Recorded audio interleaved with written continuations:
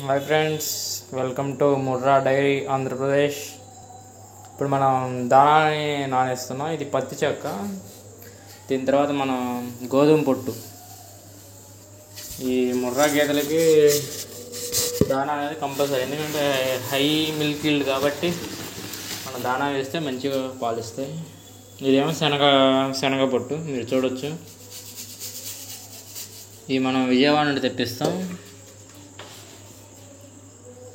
Okay, వీటిని ఇప్పుడు నానబెడదాం.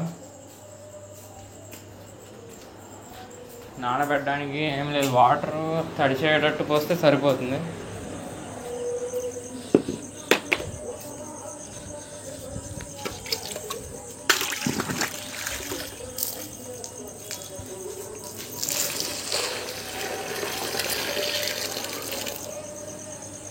అంతేనండి, ఆ తడిచేటట్టు వాటర్ పోస్తే సరిపోతుంది.